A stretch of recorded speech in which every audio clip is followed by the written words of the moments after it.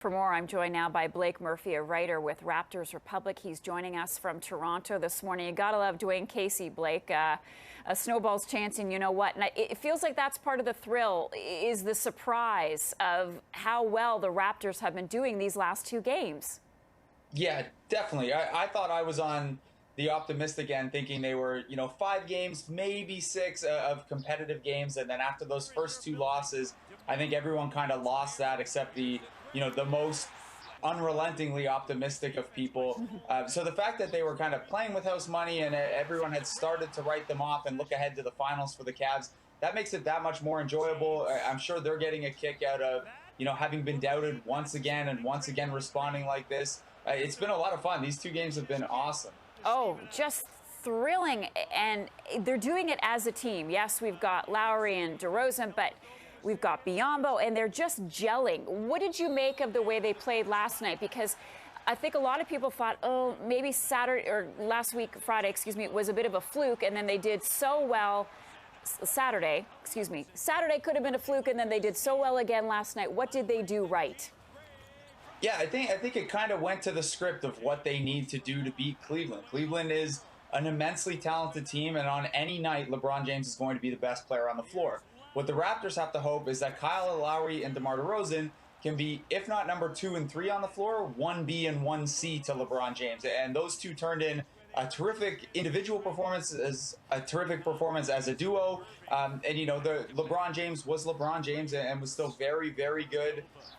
But that's what the Raptors need. Lowry and DeRozan have to play at their, at the top of their game, because Toronto's margin for error is very, very small here.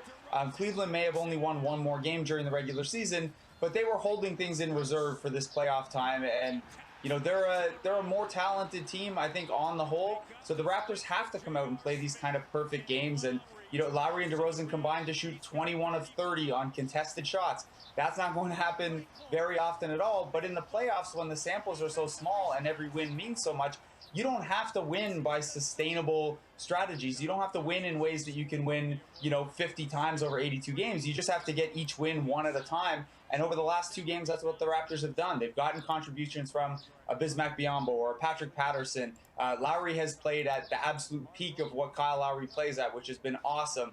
DeMar DeRozan's turned in 2 of his best games of the playoffs. And that's what they have to do. They have to check off every single box to beat this Cleveland team. And they've shown now they can do it at least twice. Yep. So I want to ask you lastly, because yes, we are tied now, and you mentioned LeBron James. Give us your assessment of how he's been playing. I think he's been terrific. He's one of the best players in the world, one of the best players of all time, and the Raptors have had a ton of difficulty containing him. There are no easy solutions. If you guard him one-on-one, then he's going to beat you to the rim and he's going to score. If you double up on him or send extra help, he's going to find shooters.